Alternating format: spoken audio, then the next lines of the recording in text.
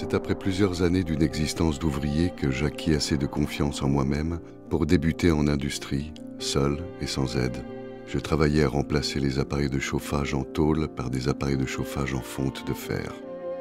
D'ouvrier, je devenais chef d'industrie. Gaudin installe ses ateliers à Guise en 1846. Il emploie alors une vingtaine d'ouvriers. La manufacture va se développer et devenir la première au monde pour la fabrication de poêles à bois et à charbon. Et à la fin du XIXe siècle, l'usine couvre un territoire de plusieurs hectares. Elle occupera plus de 2300 personnes en 1913.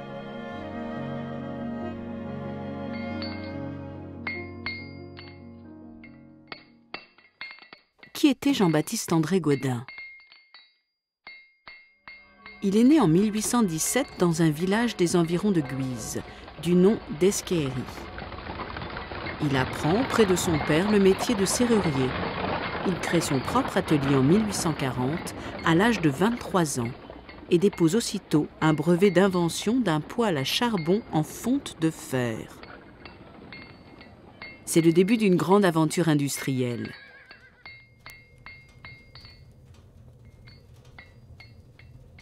En même temps qu'il débute en industrie, Gaudin découvre la doctrine sociale du philosophe Charles Fourier, mort en 1837. Les disciples de Fourier estiment que la société est parfaitement injuste pour les travailleurs. Ils ont l'espoir de la transformer radicalement. Leur révolution sociale est pacifique.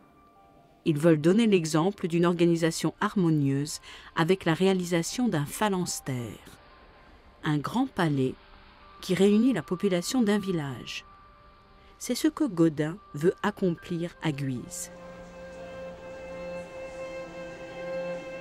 Je fais en ce moment des études d'habitation sociétaire qui me surprennent singulièrement dans la possibilité qu'il y aurait de remplacer les habitations d'1 millier d'ouvriers ou de villageois par un palais qui coûterait moins d'1 million.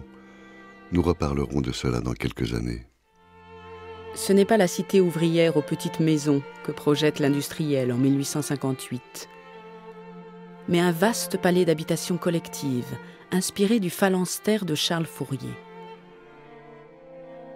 C'est une entreprise audacieuse, et il n'est pas question de tout construire en une seule fois. Ce que je dois faire doit être facilement extensible et me permettre de commencer par un essai sur une échelle restreinte, destiné à recevoir graduellement des développements.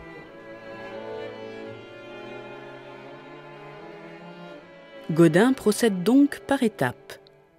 En 1860, il jette un pont sur l'Oise et construit un premier bâtiment d'habitation, l'aile gauche du palais.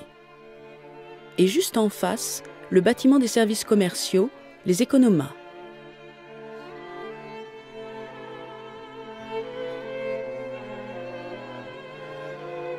Cinq ans plus tard, Gaudin édifie le pavillon central du palais, puis la crèche qui se trouve à l'arrière.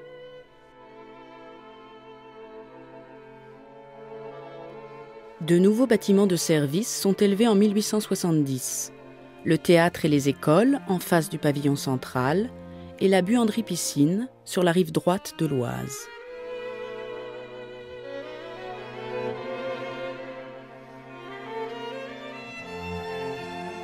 Il faut attendre 1878 pour que soit achevé le palais social avec la construction de l'aile droite. Le projet de 1858 est réalisé en l'espace de 20 ans. Mais quelques années plus tard, Gaudin éprouve la nécessité de construire d'autres édifices pour accroître la population du familistère. De 1882 à 1884, les écoles sont agrandies et 2 nouveaux immeubles d'habitation sont érigés. Le pavillon Landrecy, en face de l'usine, et le pavillon Cambrai, en face de l'aile droite du palais. La capacité du familistère passe de 350 à 500 logements.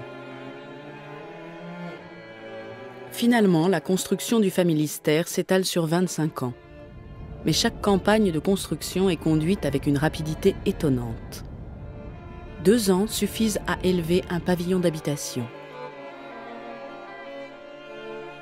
500 ouvriers, manœuvres, maçons, charpentiers aurait été employé à la construction de l'aile gauche du palais en 1860. Les dispositions d'ensemble et de détails sont imaginées ou mises au point par Gaudin lui-même.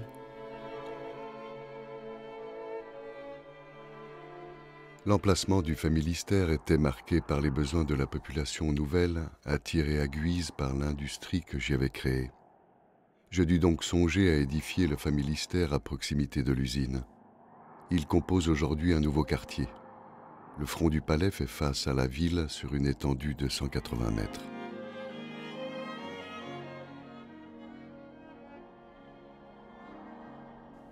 Tous les bâtiments sont construits en briques rouges. Cet ensemble urbain a une identité très forte dans la ville. Plus qu'un ensemble d'habitations bien conçues, le familistère est une ambitieuse expérimentation sociale. Gaudin fonde une association coopérative du capital et du travail. Au sein de cette association, les travailleurs deviennent collectivement propriétaires de l'usine et du palais social. Et les richesses produites peuvent ainsi légalement bénéficier à ceux qui les produisent.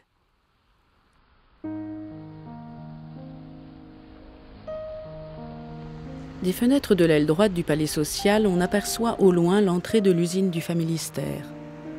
Depuis le XIXe siècle, le personnel entre et sort par ce portail. L'usine a employé jusqu'à 2500 personnes. Lorsque la cloche sonnait la fin du travail, les ateliers déversaient avec vacarme dans les rues un flot impressionnant d'ouvriers et d'employés. La plus grande partie d'entre eux prenait la direction du palais social.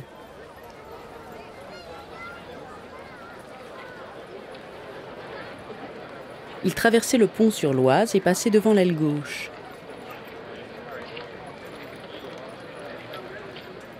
Du palais, on pouvait entendre monter une rumeur étourdissante qui retombait ensuite peu à peu avec l'arrivée de la vague des travailleurs sur la place. Et quand chacun rentrait finalement chez soi.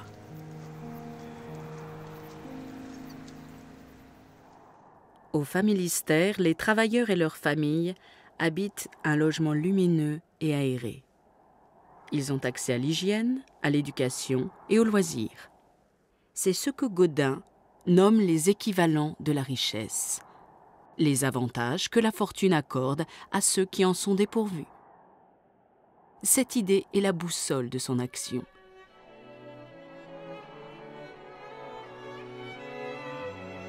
Pour Gaudin, une des propriétés de l'habitation unitaire était d'offrir à la population de vastes espaces collectifs. La couverture vitrée rendait possible les grandes réunions de personnes, par tout temps, de jour comme de nuit. Grâce à elle, la cour du pavillon central est devenue le théâtre des grandes fêtes du familistère.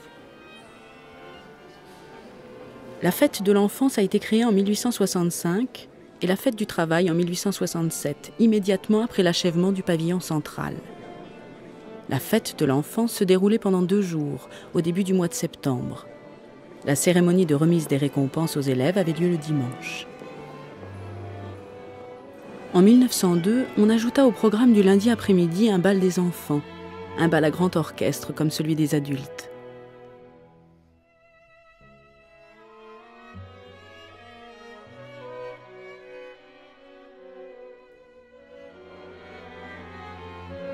Le bal de la fête de 1909 fut brillant. L'orchestre était dans une belle forme. Les couples d'adolescents tournèrent avec entrain au rythme des polkas, des valses et des mazurkas à la mode.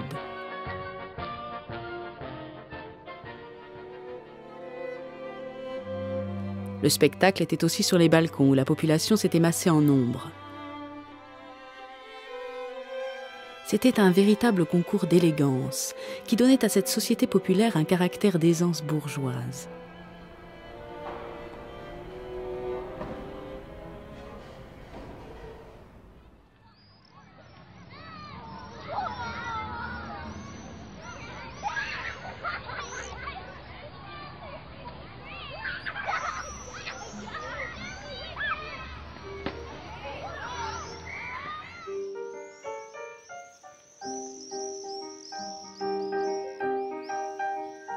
un édifice d'un seul niveau, surélevé au-dessus du sol, entouré d'une galerie qui est couverte sur 2 côtés.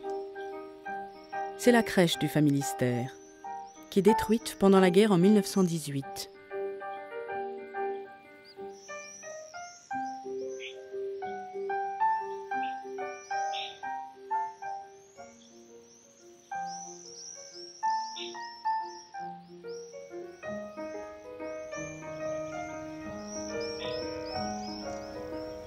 Godin appelle la crèche nourricerie et pouponat. Elle accueille les jeunes enfants de l'âge de 15 jours à 2 ans, les nourrissons,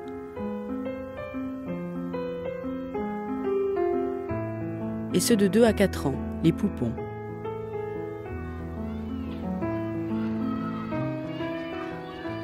Au Familistère, ni l'abandon, ni la malpropreté, ni l'inanition, ni la misère, ni l'indigestion ne sont plus les causes de cette mortalité des jeunes enfants sur laquelle la société ferme les yeux. L'enfant reçoit, au palais, tous les soins réclamés par son âge. Les salles de la nourricerie et du pouponat sont là dans l'habitation même, près de la demeure de chacun, toujours ouvertes à l'enfant et à la mère. Et nuit et jour, des bonnes veillent avec un soin maternel sur tous les enfants au berceau, dès que les mères éprouvent le besoin d'aller à leurs travaux. Les services de la petite enfance ouvrent en 1866. Godin en a expérimenté toutes les dispositions pour faire de la crèche un établissement modèle. Il y a une 50aine de berceaux conçus par Godin et fabriqués à l'usine. Le matelas absorbant est fait d'une épaisse couche de son de céréales. À côté se trouve le promenoir, grâce auquel les enfants apprennent à marcher. Et la salle d'éveil, dont le mobilier est adapté à la taille des enfants. La présence des poupons sous le même toit crée de l'émulation pour les nourrissons.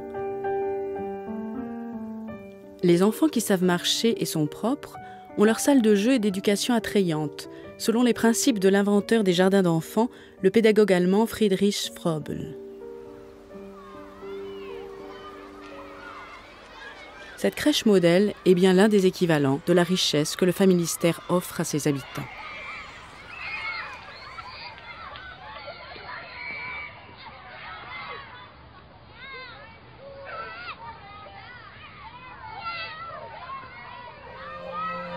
Les écoles sont construites en 1870.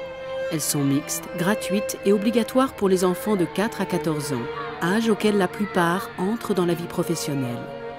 Elles sont aussi laïques. L'école a besoin d'être débarrassée de toute influence cléricale pour entrer réellement dans la voie du progrès social, pour préparer à la nation de dignes citoyens qui considèrent le travail comme une des plus saintes fonctions de la société et qui, repoussant toute idée de caste ou de classe, est le sentiment vrai de la fraternité entre les hommes.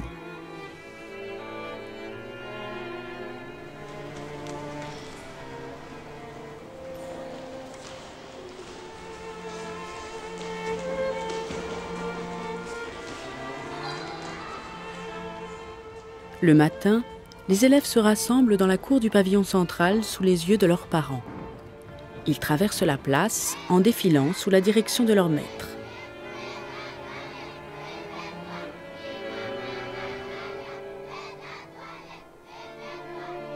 En arrivant aux écoles, ils se mettent en rang dans les préaux qui séparent les classes du théâtre.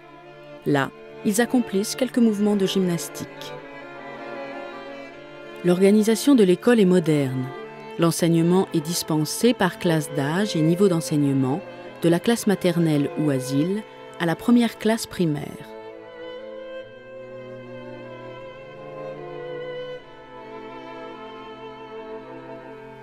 Il est le même pour les garçons et pour les filles. Dans la Révolution, il y avait 3 ordres. Il faut me rappeler les 3 ordres qui existaient.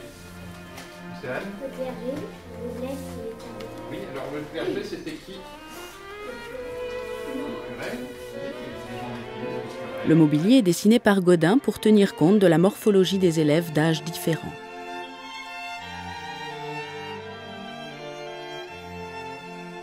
Dans les écoles du Familistère, on applique les méthodes les plus avancées de la pédagogie. Godin souhaite que l'enseignement soit tourné vers la pratique. L'instruction au Familistère se tient dans la sphère des choses pratiques et usuelles. On enseigne spécialement à l'élève ce dont il aura besoin tous les jours et dans les diverses circonstances de sa vie. Toutes les études de l'élève, tous les problèmes qu'il est appelé à résoudre, sont pris sur le vif des faits les plus ordinaires de la vie. Au milieu des écoles, le théâtre. Comme les princes et les bourgeois, les familistériens disposent d'un théâtre. Il est inauguré en 1870. Le théâtre s'élève au milieu des écoles, en face du pavillon central d'habitation, sur la rive sud de la place centrale. Cette position privilégiée manifeste le rôle important qu'il tient dans la société familistérienne. C'est un lieu d'éducation, de réunion et d'élévation morale. C'est le temple du familistère. Il se rattache aux écoles par 2 préaux, dont l'un, à gauche, est couvert d'une verrière. C'est une salle à l'italienne en forme de U. Elle présente 3 niveaux de balcons en bois, soutenus par une élégante structure en fonte de fer. Le théâtre sert aux répétitions et aux représentations de la société musicale et de la troupe théâtrale du Familistère. Concerts, comédies ou drames y sont donnés pour distraire les habitants du palais social. En plus d'être un lieu de divertissement, le théâtre constitue la salle de l'enseignement supérieur du Familistère. Il forme avec les écoles un groupe destiné à l'éducation. Les enfants accèdent directement à la salle par des portes ouvrant sur les préaux. Ils y suivent des leçons de déclamation, de musique ou de théâtre. Les adultes y assistent aux conférences données par Godin pour expliquer les objectifs de l'expérimentation sociale. L'Association coopérative du capital et du travail tient là ses assemblées générales annuelles à partir de 1880. Le théâtre est ainsi le lieu d'apprentissage et d'exercice de la démocratie sociale au sein de la société familistérienne.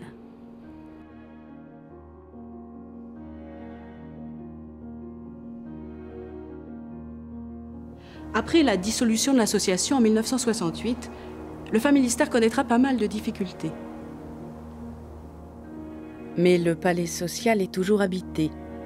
Classé monument historique en 1991, musée de France depuis 2003, cette cité expérimentale unique est ensuite progressivement réhabilitée.